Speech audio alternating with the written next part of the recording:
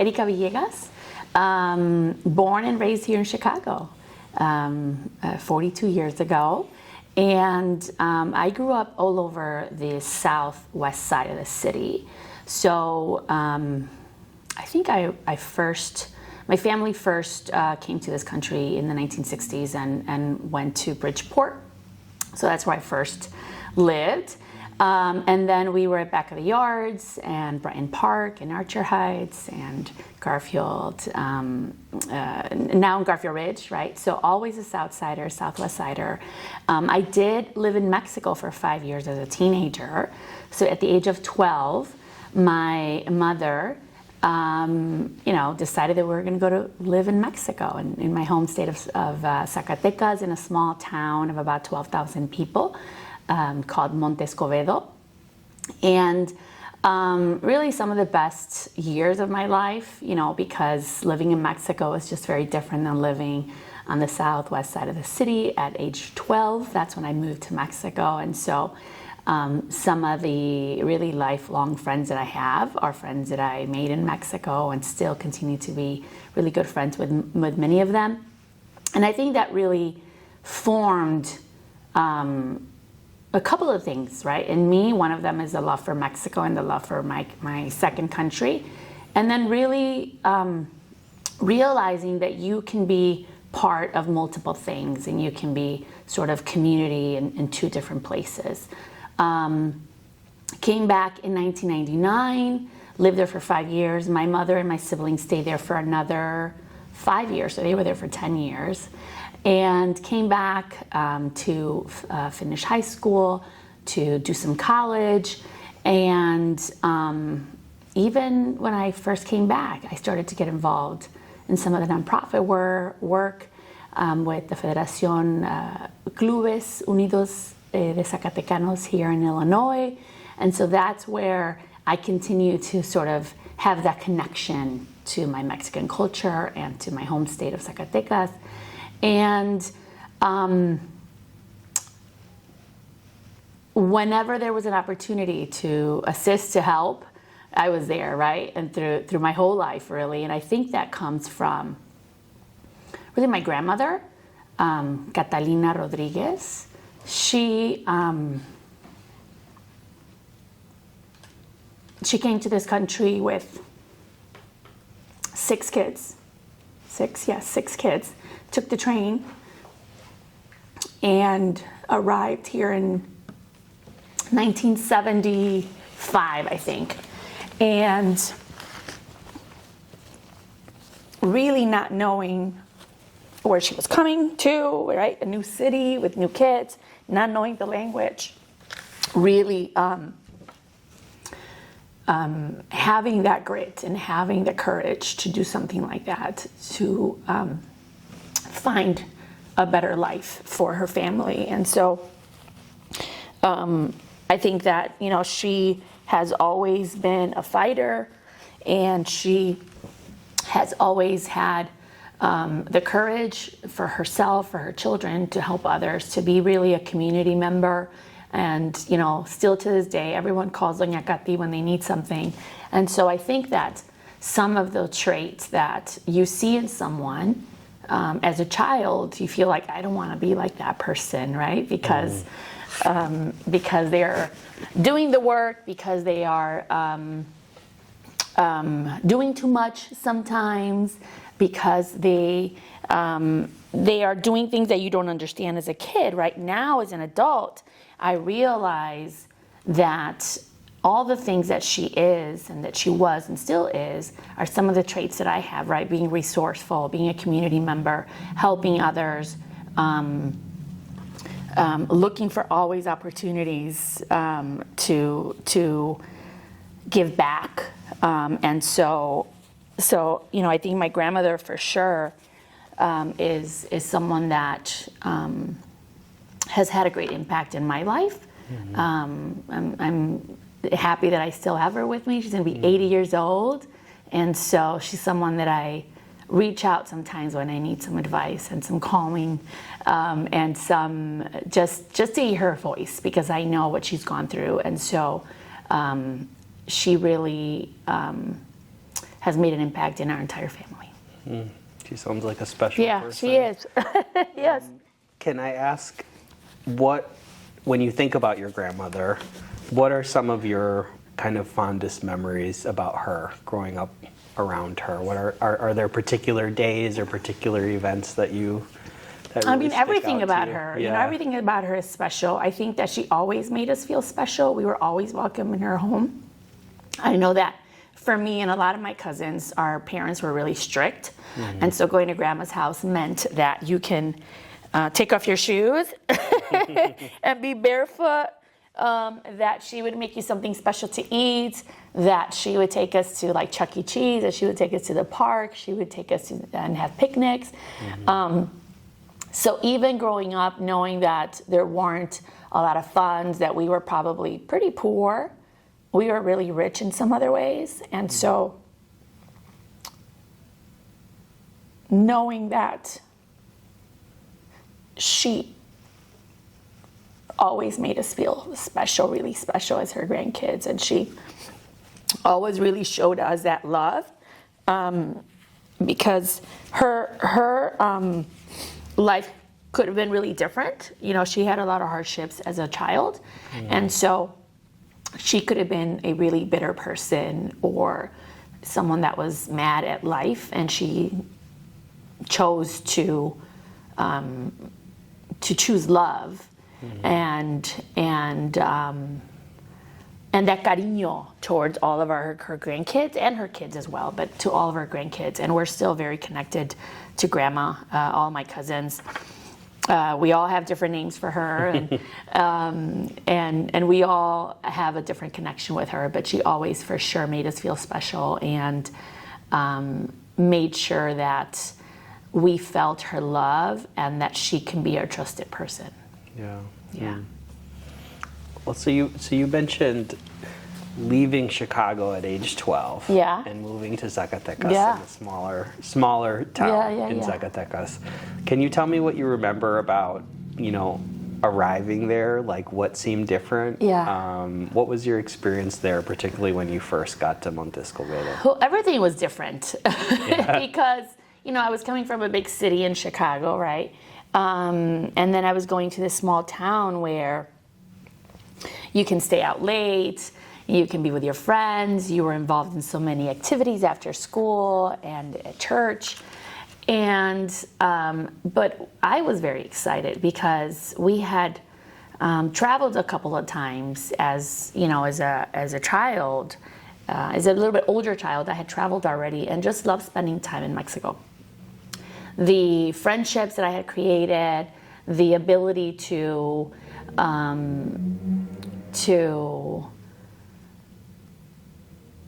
be able to make some choices at that point, right? Feeling free to be able to make some choices, and then feeling like you were also protected because you were in a small town, and so there wasn't the same peligros, there wasn't the same issues that you would have in a big city. And so that was, really eye-opening in a sense, because I had a certain freedom that I didn't have here in the U.S., right, living in the city.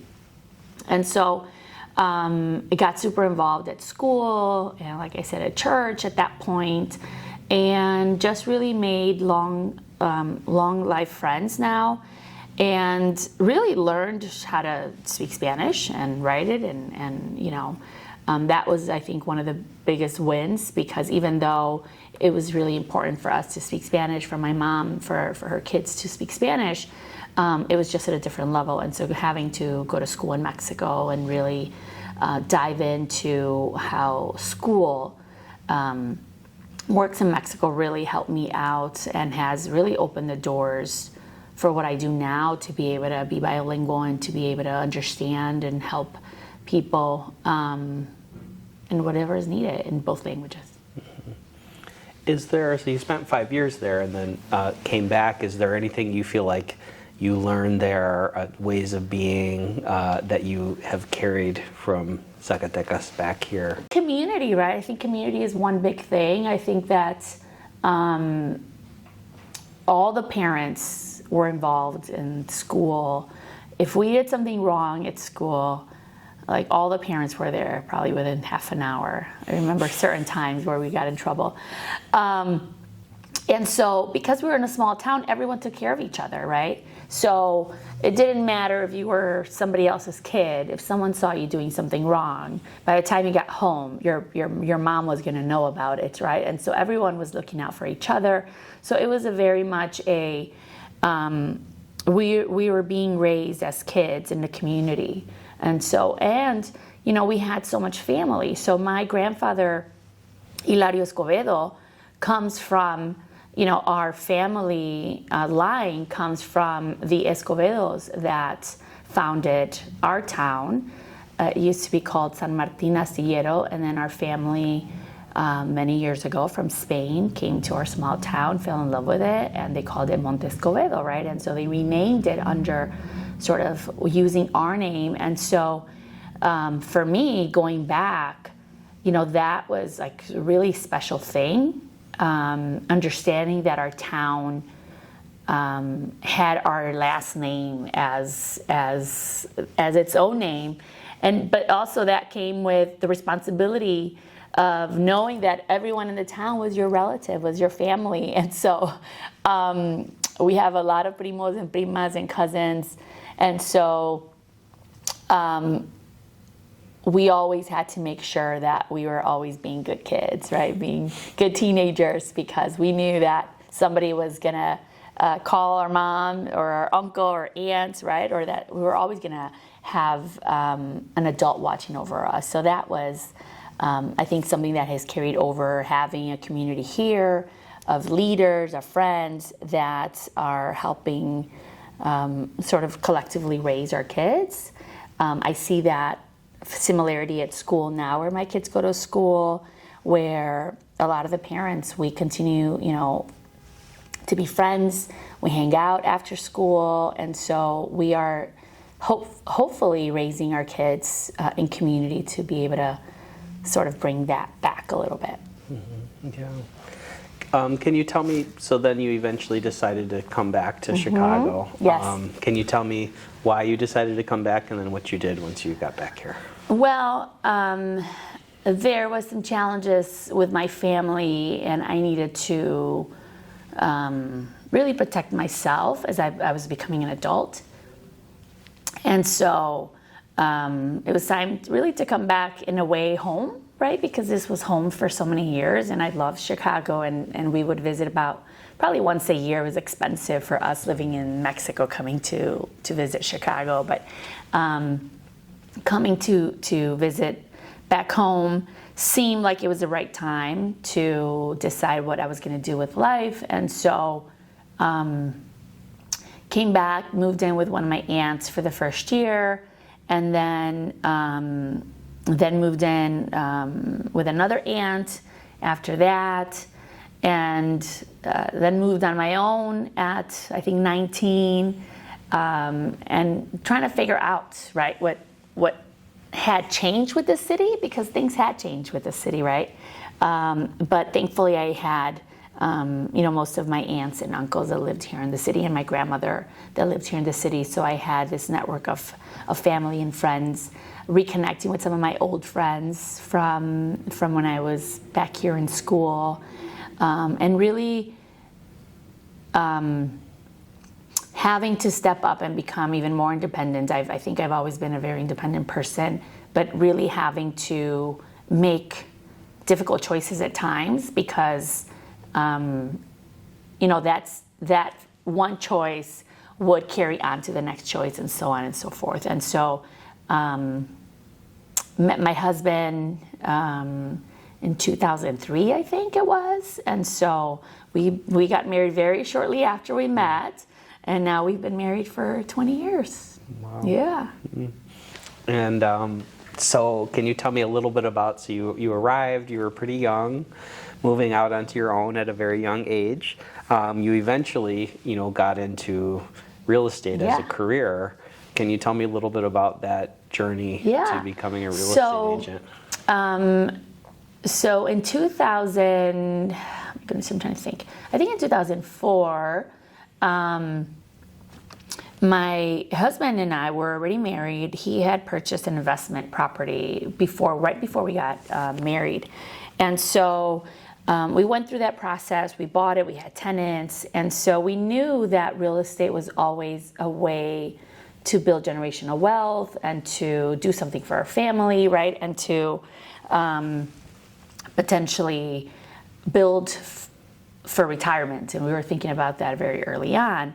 And so we had a real estate transaction, and it didn't go as well. And we thought this could have been a little bit different, right? And so I had a friend of mine that suggested to me that I should get into real estate. She's like, Erika, you're so involved. You have all these connections. You're doing all this nonprofit work. You just know a lot of people. And, you know, if you get into real estate, you can really build a business and continue to do all the good work that you're doing, continue to help people, educate people. It's just in a different way. And so in 2004, I decided, you know what, I am going to take the classes. Let me take the classes and see what happens here. Started taking the classes. I was a couple weeks away from finishing, and my instructor was Frank Williams, and we'll come to Frank Williams a little bit later. And my grandfather passed away. So a couple weeks before I finished my classes. And so, you know, one of my grandfather's wish was to be laid to rest in our hometown of Montescovedo. And so we grabbed our things, we planned, and we went back to Mexico. And at that point, I had a 4-month-old baby. My firstborn was born in October, and so there's a lot of changes sort of in my life happening. So we decided to go to Mexico. We stayed there for a month. It was the time to do it and be with my mom and my grandmother. And so we went to Mexico, laid my grandfather to rest, came back to Chicago after a month, and decided I still want to do this real estate thing, and so I can't leave it where I left it. So went back, took the class again, and got my real estate license. And so it was also an opportunity for me to be sort of a full-time mom, but also start a career. And so I was doing real estate, working for now a friend of mine, Griselda Ferreira, which was my first mentor and real estate broker, working for her on the weekends and the evenings, and still caring for a little kid and being a wife and everything else that I was doing at that time. And so we started, you know, really working hard. There were some big goals that I wanted to have. And so a lot of really my first clients were family and friends. They gave me an opportunity to also learn through them and with them.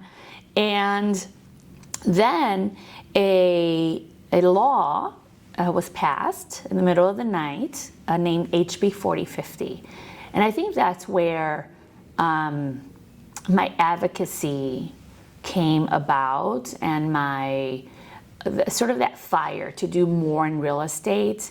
It was a law that was discriminating really towards Latinos and African Americans, where if people decided to buy in 10 zip codes in Chicago, they had to go through extra training and go through extra sort of hoops to get to their goal of home ownership. And so we got together, about 10 of us, realtors, brokers from all different brokerages on the southwest side of the city. And one of them was Frank Williams, which was my instructor, my first instructor for real estate. And he was a champion of fair housing for many, many years. And so I knew that he was someone that I had to lean on to learn more and to really understand some of what we do as realtors to advocate for homeownership rights and property rights. And so we fought, and we gathered, formed a nonprofit, and so then that law became a statewide law, and that's what our goal was always. We knew what redlining was, we knew what fair housing issues had created for our city many years ago, and so that's really what I think opened my eyes to get more involved within my association, the Chicago Association of Realtors, the Illinois Association of Realtors, and really start understanding the process that realtors have, not only in the home ownership process, but really in the advocacy process. And as we continue to really fight for homeownership rights and property rights in Chicago and the state and the nation. And so my business continued to grow. I continued to grow because I was doing the right thing. I was taking the time to have educational sessions and really help clients understand and really cared, because I wanted to do this long term. I didn't want to be in the business for a couple of years and make money and leave, right? I really wanted to see this through. And then also, I had my own goals of being able to own property and pass on that for my children. I think that was one of my husband and I goal to have for our kids, because, we didn't come from generational wealth. And so it's always been important to be able to create something bigger for our family and for our grandkids one day, because we know the power that we can give our kids and our grandkids one day to be able to, go to any school they want to go, to travel, to help others. And so 20 years, it's 19 years in real estate this year.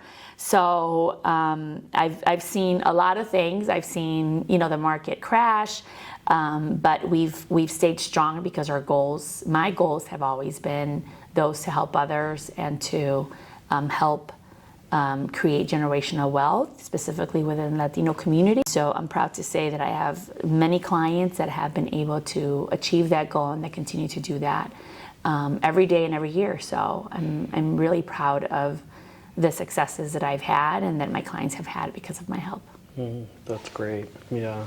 And so like you said, you've been in the business for 2 decades and done a lot for Latinos seeking home ownership. Can you talk a little bit, like right now in 2024, what do you see as some of the biggest barriers for Latino families in purchasing homes? I mean, it's several, right? We have issues with affordability, right? We know that exists. Chicago is an expensive city to live in. And so that is an issue. We have an issue of enough units for sale, right? A lack of inventory. We would love to have new housing being built. We know it's needed in the city of Chicago, across the city, because people want to stay in the city for many reasons. And so we need to be able to fill that gap. We know that down payment is a big barrier for a lot of our Hispanic Latino consumers. And so finding ways to be able to give them assistance to be able to get into that home. We know the importance of getting into your first home and how that can create wealth long term. We know the difference between a renter and a homeowner and what that wealth can do for that family as a whole, not only in the immediate future, but in the 20, 30 years from now. The other thing is we have a lot of clients that are undocumented and want to get into homeownership, and so figuring out how do we continue to do that? How do we continue to advocate for loan programs for I-10 holders? How do we find down payment assistance for I-10 holders? That's a very big challenge that we have. And really just sitting down with clients and educating them on the process. We still know that many clients don't have the financial education that they need to be able to get into long-term sustainable homeownership. And so we do a lot of training and coaching our clients for that. Many times when we first meet with our clients, it doesn't, we don't have a sale till a year, 2, 3 later, right? Because we're coaching, we're guiding, we're preparing that client to be ready to buy that home, because we also don't want them to lose their home. And so that is something that we have been advocating for a long time. And so with all those challenges, we still find successes. And as long as our clients are open-minded about, sometimes having to move out of the city potentially, or having to partner with a relative to buy a building instead of a single family home. And then looking at different lending institutions to be able to achieve that. There's some really great down payment assistance programs. So trying to match up that client and their need with the banking institution to be able to still fulfill that goal. Mm-hmm.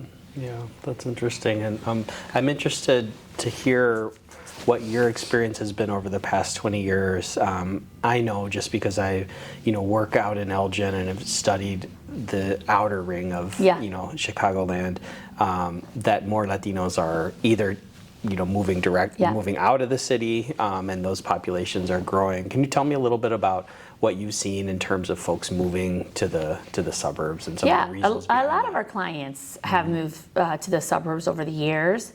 And people move for so many reasons, right?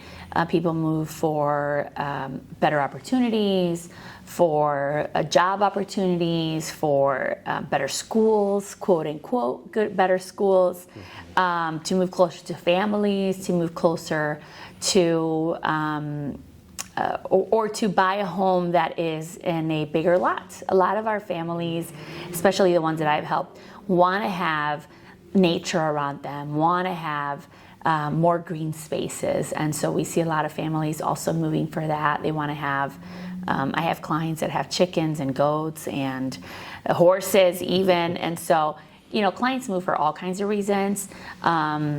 And for sometimes a little bit more quiet and peace, right? I mean, I live in the city, and yes, it can be loud at times, and it can be hectic at times, and the traffic sometimes doesn't help to get to your destination. So I think people move for a lot of reasons, but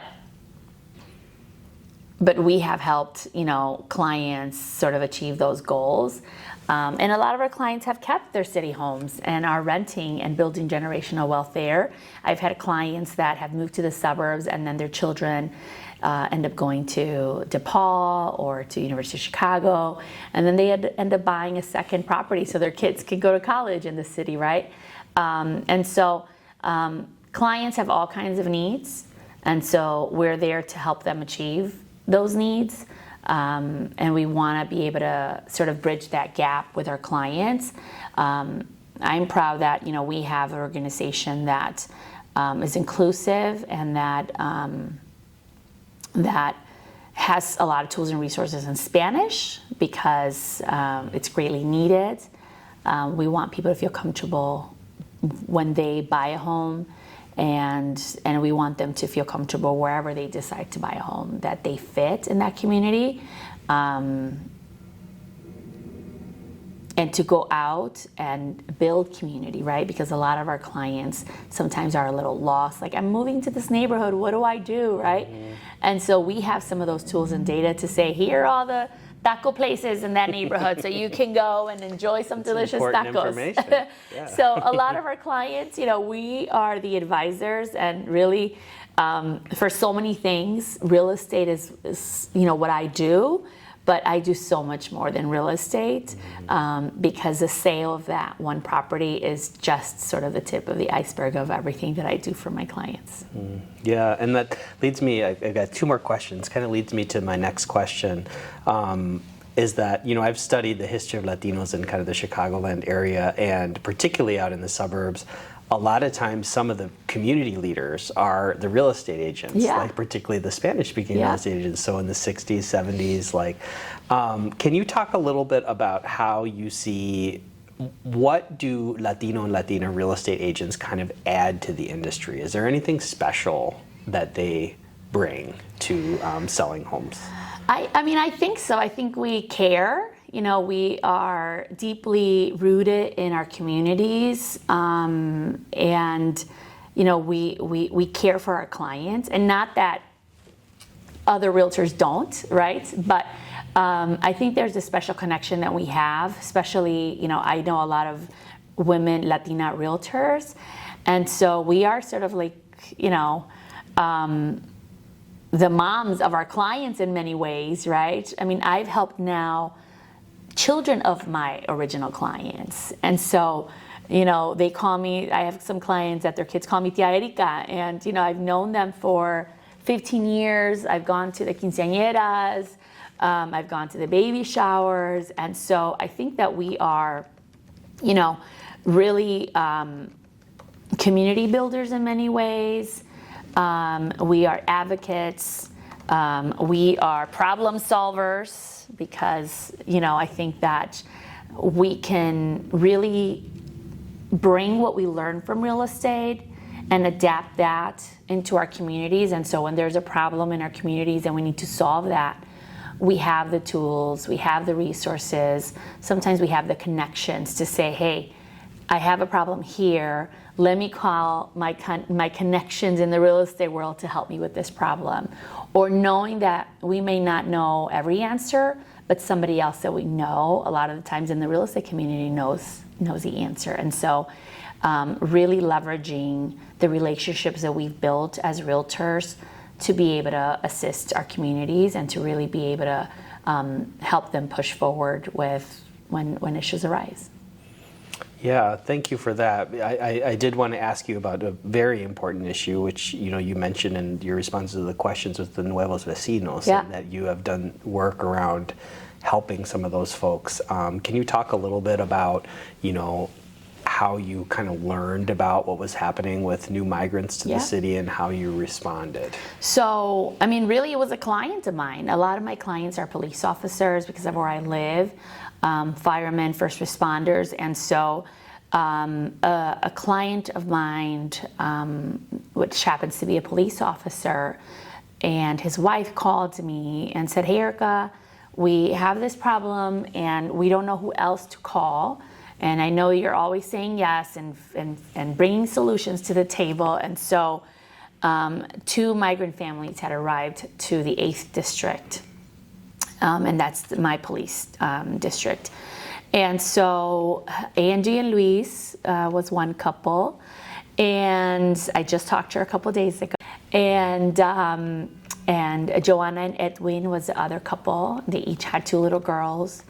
And so I rushed over to the police station, and naively, I thought, well, I'm going to find them shelter by tonight or tomorrow because I'm going to call the city and they have resources, right? Well, I was wrong. And we put him up with my state representative. We put him up in a hotel for the weekend. This was like a Thursday or Friday.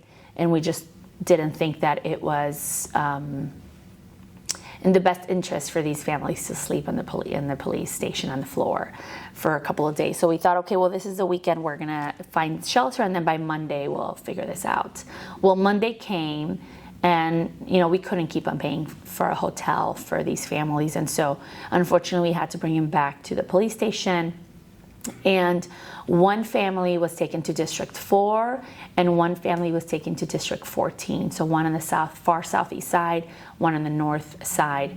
And so, because I had given my word to these 2 families that I was going to help them out, I followed them to those police stations to see how they were doing. I went to check on them. That's when I realized at the 14th district that there was many more migrants at police stations across the city, mostly on the north side police station districts. And so I met 2 women there, and they said, "Oh yeah, we've been doing this work for a couple of months, and this is kind of what we're doing. Why don't you join our chat?" And I said, "Great, I'll connect and see what I can do. And now that I know that someone's helping this family here, I'm going to focus on the other family." And so then I headed to the 4th district, and I found several families at that police station. And so I talked to a sergeant there, and I offered my help. And then I realized that there was families in different police stations. And there was really no network of volunteers on the south and southwest side of the city. All the networks are really built on the north side. And so then I took it upon myself to set up chats for all 9 police stations on the south side, southwest side, so District 2 through 9, plus 22 in the Beverly area. And started making phone calls, my networks of realtors, my networks of friends, of clients, and said, "I need your help. This is what's happening across the city. And so I need you to become a leader in this police station district." And so I was able to set up all those chats, and I found volunteers, and then those volunteers found more volunteers, and more volunteers found more volunteers. And so we had this network of volunteers across the city, and our families grew. At some point, we had 100 families, or 100 people across all police stations, and then that grew to 400, and then that grew to 900, and we thought, we can't have any more families sleeping at police stations. And that grew to about 2,000 people at some point. And so this was early spring of 2023, and there was very little help from government, if any, at that point. And so really volunteers were lifting our new neighbors by cooking every meal, by bringing basic needs, water, fruit, underwear, socks, toothbrush, toothpaste, right? We were really just trying to meet their basic needs. And so we continue to advocate, we continue to organize. And so by the time we had, 900, 1,000 people at police stations, we had this network of meal trains. We had people cooking. We had people picking up food and fruits and bread from different corporations in the city that were stepping up to assist. I still don't know half of those volunteers. I've never met them. But we knew there was a need, and so everyone took what they knew and their strengths and their resources, and we brought them all together to really come together in a time of need, in a crisis that was made up in many ways because things could have been handled so much differently. I mean, volunteers continue to have meetings with the mayor's office to bring solution, and there was really no follow-up to a lot of the ideas that we were bringing to the table. And so at every challenge that we had, the city continued to fail us, and we continued to step up as volunteers. When winter came, because winter came and we still had many, many families, we raised enough money and asked for donations for tents and blankets to be able to keep people warm in really harsh Chicago winters. When there was outbreaks of different diseases, we stepped up as volunteers. And so at every step, we continued to come together and we continued to do what was right, to treat people with dignity and respect in a difficult time in their lives. And so one of the things that I'm most proud of that we did at the 8th District was, with the help of Jamie Groth from the Southwest Collective, was really bringing a therapist to create healing circles for our families. There was so much pain and trauma that our families were carrying from their journey to Chicago and their journey to this country. And so we wanted to make a point to provide services that were not being provided. And so that was one of our really big wins that we had, to be able to bring people together and have sometimes very hard conversations. We continued to do that for many months. Then we took those services to one of the shelters, the Pilsen shelter, and we are trying to bring that back shortly again. But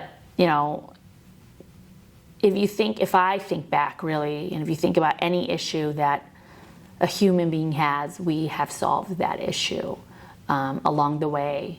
Everything from medicine to registering kids at school to burying people. Unfortunately, we had to do that, to caring for complete strangers in hospitals that had no family, to also celebrating birthdays, because we also did very hard work, but we also did a lot of fun work, and we were able to really bring some humanity to people in a time of need. that's a really incredible story, and I just it's really admirable that you stepped up, and I'm so glad that we have this recorded. I can't imagine, some of the other stories that you did not tell. So it's just really admirable, I think, and so I thank you for sharing that. Thank you. Yeah, well, it's really impressive. So we are just about out of time. Okay. leave you crying here. But I did want to give you a chance if there's anything else, that you wanted to share, anything else that we didn't really cover, any other messages, that you might want to share on the video here. I don't know. There's a lot there already, but I really appreciate that, particularly that last story, because that's just a lot of, I felt like I was so upset by the situation, and we, there were Venezuelan kids that ended up in my son's class, like I'm at the community college, like there were just people trying to find their way, and it really was volunteers. I mean, it was like just regular people who just stepped up, and it just makes, gives me a bit more faith in humanity that you all were, doing that kind of thing. So I really, it's just, I'm really glad that we're recording it. So thank you. Yeah, it was it's really challenging times for sure. I'm sure. And there was like no time to stop and think. We were being reactive, and that's something I don't like to do. I like to plan. I like to be proactive about things, right? So there's no surprises. But really, we were being reactive almost at every day. Even when we planned of what we were going to do this day, we would get a call that something had happened, that a child was sick, that a woman was raped, that someone went missing, that there was so every day it was, you didn't know what was going to happen. And we just kept on pushing forward to make sure that people, we were meeting their basic needs. Like, what people think, a lot of people think like everything was given to them and the red carpet was rolled out. And that's so far from the truth, right? Was there assistance? Absolutely. But the amount, I don't even have a number of the amount of money the volunteers have spent and hours of their own time that took away from their family, from their jobs, to be able to meet the needs of people, really, because that's, at the end of the day, people treat animals in this country better than what we treat humans sometimes. And so it was just really important for us to step up and continue to do the work. I mean, just yesterday, I'm still the lead volunteer at Midway Airport. So just yesterday, I got home and I wanted to be home with my kids. And I got a call from the lieutenant. There's Erika. We got 5 new people and there's some kids and there's no food. So put my kids to bed, and I told my husband, I gotta run, do an errand, and he knows how much time and effort I've put into this. So I didn't even tell him. I just went to the airport and I talked to people, and I wanted them to have, and that's always my goal, for people to have someone that says it's gonna be okay, you've made it, here's some food, here's some water, and this is what's going to happen next. They're gonna pick you up, you're gonna go here, that's what's gonna happen. Advocate for yourself. Ask the social worker for some help, right? These are the steps. And so I got home and my husband said, "You took so long, what happened?" I said, "Oh, I went to the airport." And so the work doesn't stop, but as long as there are people in need, and not just migrants, any Chicagoan, right? Because we know that this is a bigger issue. We know that there is an issue of unhoused Chicagoans. And so we have continued to do that work because, where one eats, everyone eats. And so we continue to be present at many police stations that have unhoused Chicagoans to be able to provide them with a meal and with some dignity and some respect, because that can be any one of us at any point.